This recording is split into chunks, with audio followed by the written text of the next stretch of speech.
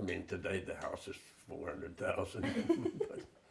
But we got and I had to find a place to live, and I saw Situate Harbor. I said, I want to live by the water, and I found this, and I told the realtor, Jill did, that he has to have a house that's had a room and has a barn or something for his cars or whatever, and he doesn't care, as long as the roof doesn't leak, he'll fix it, the rest of it. And so then she found a place, right? I could walk to my boat in the harbor, and the house was built originally in 1669. The well that I show you in the picture later when we through was put in 1639, and most of the surveying of the village and the water and everything was done from the center of that well. Wow. And the guy that he built a huge garage area. The old man fixed school buses in there. It was a lovely house, a Greek revival type house, and built up from the colonial that it was, when it had a fire and this, that, and the other thing. But it was 3 stories, and it was a nice house. And I said, well, I got convinced her that it was so bad that we paid $18,000 for this 3 acres and the house in walking distance.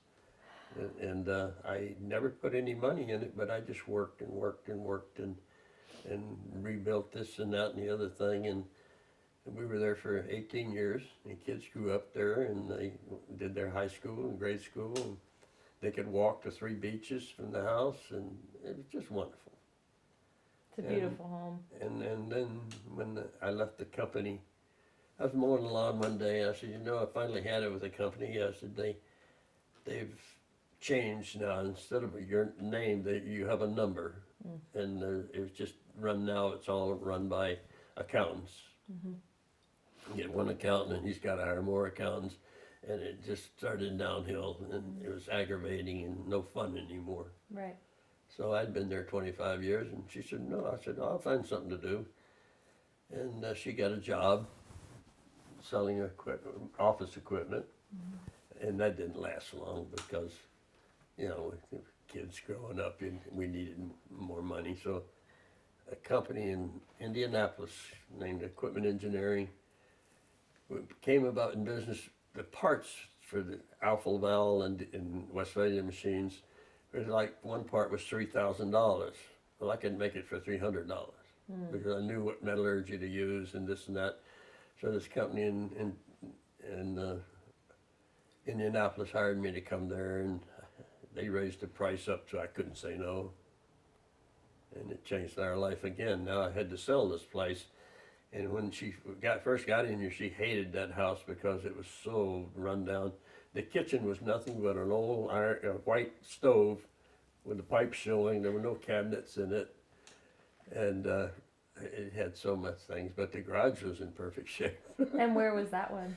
It was in Situate Harbor still. I'm talking about that. But when we sold it, we got 11 times what we had in it. So we got $370,000 for a house that I paid $18,000 for. So that helped us. Yeah. And then we got, when the divorce, and I told you last night, my take-home pay was $8 a week until my youngest son was 18 years old. As my ex-wife's father was a big shot attorney in Albany, and he had a lot of power. When we went to court, the judge got out from behind the bench and ran down and gave my father-in-law a hug. And I said, here, just take it all. I knew I was done. So your pay went from $8 a week to Oh yeah, what? I went up. The lowest I ever had was that, $8 a week. And then 1980, my pay went to $1,000 a day. It's incredible. Yeah. And in that length of time, we saved money because we had bought a house in Indianapolis that we had money, but we weren't going to waste it because I knew she wanted to get out of there and come back to New England. Yeah. And so we bought a house again. It was run down and beat up, but it had a brand new workshop. That workshop, you've seen it. you couldn't build that for $180,000. It had heat and plumbing and air conditioning and power, just everything was in it.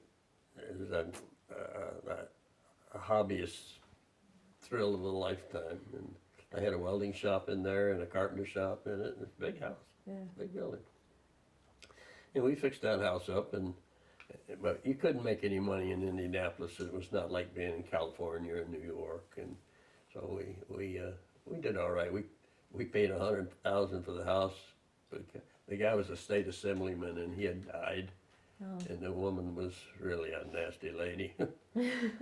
But she had to get out of there, and we just kept putting the price down till we got it. I think we paid $110 for it, and we got nothing much out of it, but we had 170 in it by the time I rebuilt it completely, and I think we got $270,000 out of it, and we came here and started over. Yeah. It's so beautiful here, and you guys have earned every square inch Yeah. of this place and the life you've built, and it is a very homey place to visit, you know. Yeah, it's more than two people need. I mean, we have 2,400 square feet in here, and then we built that beautiful shed out back, and two people don't need what we have, but it's strange to say, but we needed a 3-car garage, and we ended up with all of this space.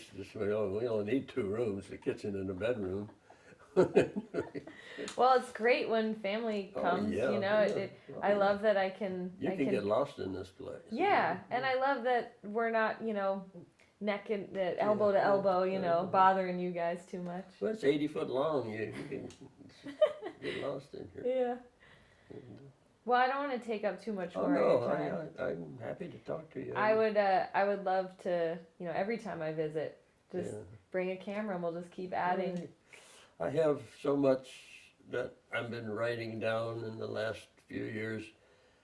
Now that I've learned to use the iPad, I can dictate into it instead of having to handwrite everything. And Yeah. every now and then I say, okay, the kids, they need to know about this. And so I'll sit down and spiel it out on paper, and I've given you some of it, and I'll give you all of it. Yeah. Because no one else is going to keep track of it. I want it. Yeah. I'll take on the job. I wanted to ask you a few kind of the general questions that I shared with you Yeah. earlier, Yeah. and feel free to answer as long or as short as you want. And I hide nothing.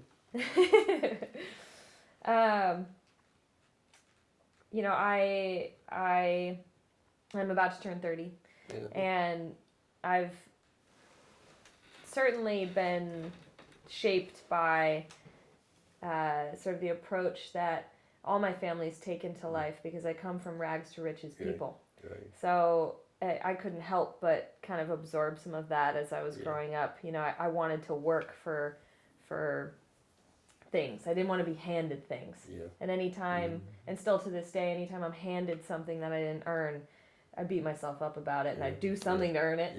Yeah. And now I'm starting to learn to just be grateful for the privilege that I won the zip code lottery, I won the the race lottery, and but anyway, I'm getting to this point where I think it happens for a lot of people. You turn 30 and it's supposed to mean something, and even if it's Right. not scaring you, Right. I'm not scared Yeah. about it. If anything, I'm excited to leave the 20s behind. But Yeah. a new decade and things are changing. I think you're on the right track, because I was 32 before I had the job that the president said, Roman, I'm going to have your job someday. He he knew I had the best job in the company. Yeah. The whole company had to take vacation in last 2 weeks of July. We had 3,000 people there in this one plant. And I was the only one that was in the plant. I had to stay there in case the customers called, they had a bad problem or something. And then I could take my vacation whenever. And quite often, unfortunately, the 2 weeks in July would be rainy or stormy or something, and I didn't have to worry about that. I could just take my 3 weeks vacation at the time, one day at a time, whenever I felt like it. And That's the way to do it. When you Yeah. need it, you need it. Yeah, but until I got that job, I was just working for a living, more or less, and any money that we made, and this you should remember, uh, think very strongly about real estate, Okay.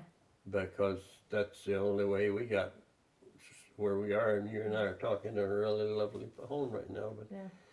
I would have never made it on straight salary. Right. Well, that's where my head Yeah, is right my now. father used to get so angry with me that I would change jobs every 2 years. I worked in explosives for a while because the man I worked for in construction got vibrant headaches from the nitroglycerin, and so he trusted me and put me in charge of explosives, and I was blowing up things and enjoying my life, and finally I said, okay, that's enough of that, and pay was pretty good, and then I said, try something else. Yeah. Yeah, I mean, I guess I am at that point where I sense opportunity on the horizon, and Yeah. I want to go forward in my life in such a way that I can, transform in the way that you did, and Yeah. that rags to riches good. way, because although I'm certainly not rags right now, Yeah, but I think one comment you did make to me that make it difficult for you to dabble in real estate. And when I say dabble, I mean, you look at Michael, he can rebuild a house, and Scotty, any money Scotty's made has been in real estate, and he's got a really high paying job. And in something else, doing what I did, working out of his house and fixing equipment and things.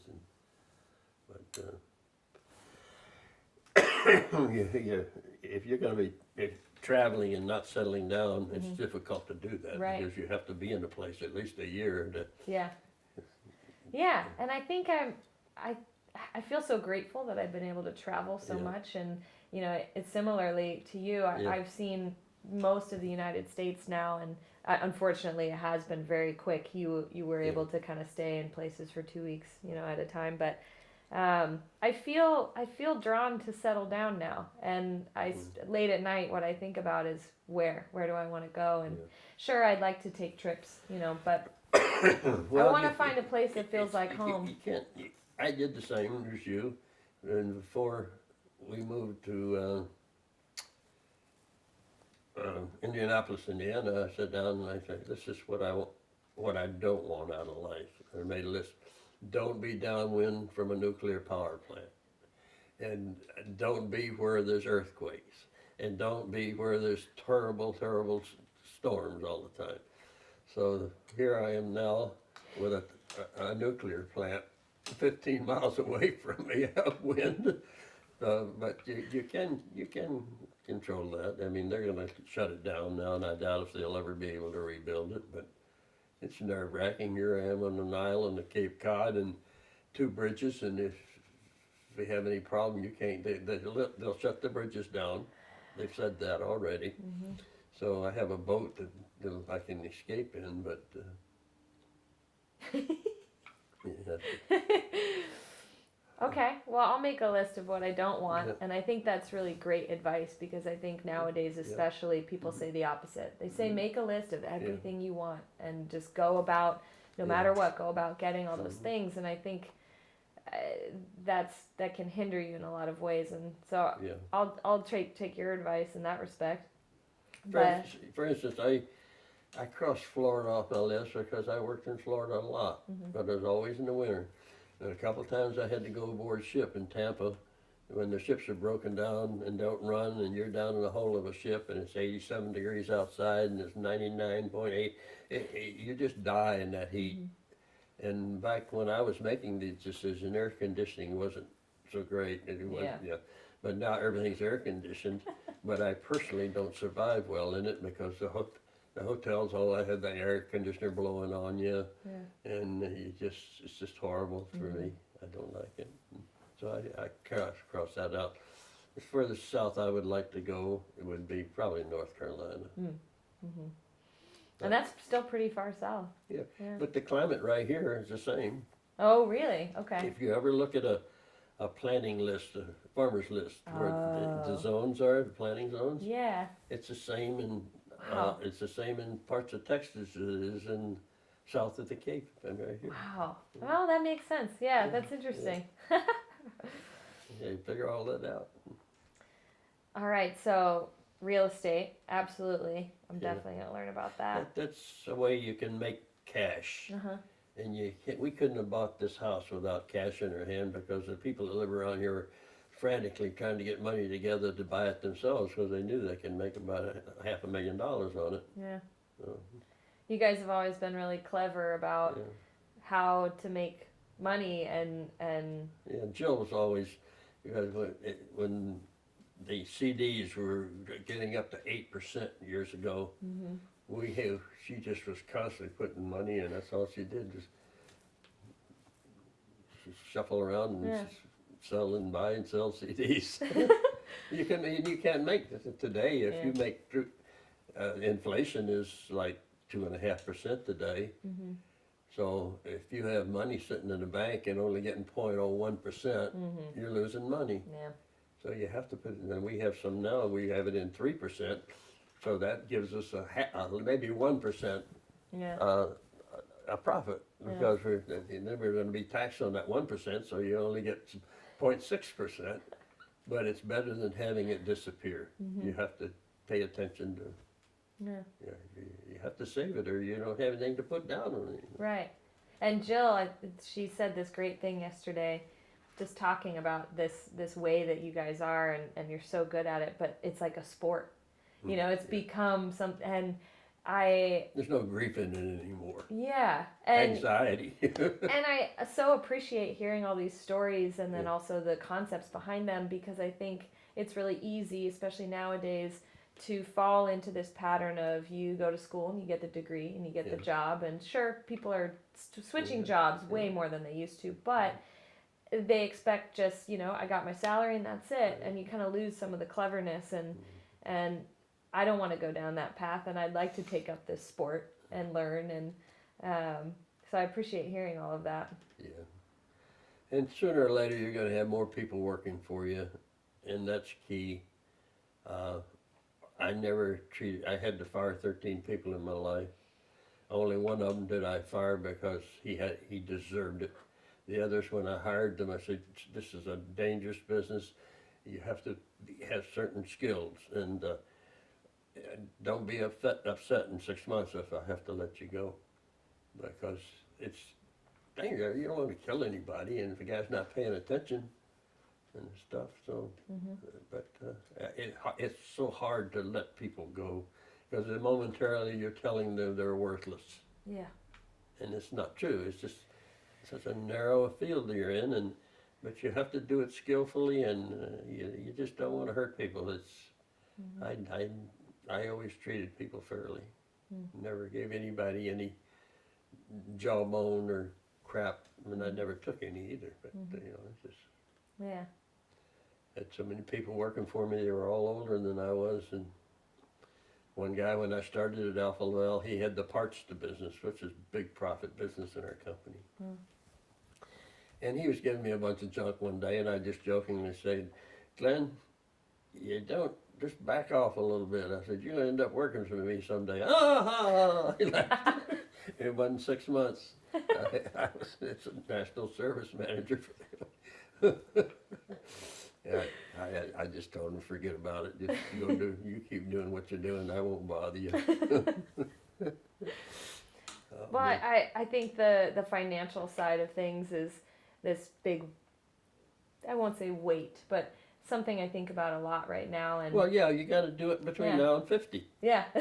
Scott's nervous right now, my son Scotty, because he's turned 50, and he's got a good job. He's got the whole East Coast and to worry about, and doing really well. But if all of a sudden your boss or the company goes down and you're 52 and not looking for work, you got some problem. It's a hard world. Yeah. So that's why I'm so grateful to be able to talk to you guys about this stuff, people who are in a situation I'd like to find myself in one day. Yeah. And as much as I love, everyone else in my family, they haven't achieved yet quite what you guys have, and I appreciate the wisdom. And I think the other big kind of topic that I've been thinking about a lot is family. And I'm sure you've heard me talk about how I probably won't have my own children, but Yeah. I see myself and have for a long time now, even since when I was a little kid, I'd draw little family maps and I'd draw arrows to, adopted, Yeah, and yeah. I see myself as somebody who will adopt children later. And, but that actually, that part of it, having children or adopting them isn't what is on my mind the most. Right now, what's on my mind the most is marriage. And Yeah. I've gotten to the point where I do want to get married, and I see the value of it and the beauty of it. Especially being able to have more time Yeah, with you yeah. and Jill to see how much joy it's brought to your lives. Whereas, growing up, I just saw a lot of divorced people, Yeah. which was fine. You just shouldn't do any better than the two of us, because we actually together in this house every day. We don't go out much or anything, and we really enjoy each other's company. Mhm. And that means you have to like them. Mhm. You can love a snake, but you can't sleep with it. So. I'll remember that. And you're doing so many things correctly. One thing I did, I tried to stay physically in shape. Mhm. And I went through a period when those tapes that I gave you the day, I got up to 128 pounds. And it was most of it just belly. Huh. And I got myself back in the gym, and I got back down to 200. And that's where I am now, but I still have to lose some belly. Mm. And not for any other reason than to prolong my healthy longevity. Yeah. And you're athletic and taking care of yourself. If you keep doing that, you'll be 87 someday like me. Yeah. When I think about being an old lady, Yeah. I get excited because I know I'm going to be that lady on the porch with a gun scaring the whole neighborhood, but I'm also going to be climbing up mountains still. Yeah, my mother was at 96 when she went out, and she's feisty as hell, but Yeah. arthritis had kind of finished her off like it's going to me. Yeah. It's her, and Aunt Bernice, her sister, she was 97. Wow. And the family is long. These are Scotch Irish, mostly Irish. And they ate butter, but I mean, Straight butter. about the spoonful they would ate it. And then they all lived. And we couldn't cook a meal without using hog fat. And, So I think we're doing pretty good. but I think eating kale and getting all the greens, and I told you, if you eat kale and sardines, you can live a long time. Apple cider vinegar, Yeah. oats. Right? Yeah. Yeah. Yep. Um, Well, I'm sorry I didn't stay on cue or do things in a nice systematic way for you, but Granddaddy, on the contrary, this has been amazing. Huh. This has been one of the easiest interviews I've ever done. You're on cue. Don't even worry about it. you know, Sometimes every 60 seconds I have to remind somebody what the question was, not with you. Yeah, I had to give speeches sometimes 8 hours a day for a whole week, and nonstop, with no cue cards or anything. Yeah. When Anheuser-Busch spent $22 million in our company buying equipment for their 12 plants, they hired me back to run schools for the people, and it was a whole 4 days out of the whole week, 8, 9 hours a day, including time with them at lunch, and just blah, blah, blah, blah, blah. And you have to know what you're talking about. There's just no cue cards that you can't just keep saying, I don't know, but I'll find out for you. Yep. Because pretty soon they don't ask you anymore. Well, it shows. Yeah. And I think you have very high standards for yourself, which I think has gotten you a really long Yeah, way, and it yeah. still is. But just from the outside looking in, we don't see an old man who loses track of his thoughts, or I think I lose my train of thought more than you do. Well, it's just recently since I had this brain hemorrhage. It was Which severe. is I lost unreal. a fifth of my brain, and I lost 20% of my eyesight business. You'd never be able to guess. It's just incredible. They told Jill I was going to die, that she needed to accept it. And she said, you don't know that guy. So I came back, and then I didn't know who she was, but I knew I liked her. And the doctor told me, he said, you're gonna be fine. He says, I said, nice lady, you've been hitting on her all week. Hey. But, That's how you know you got the right one. I wasn't always, my mother and father weren't true to each other, and it bothered me a lot. But I think I just grew up with that. And I was never always faithful, but I never in my whole life pushed myself upon a woman. If they came pushing on me, I might bend way over. But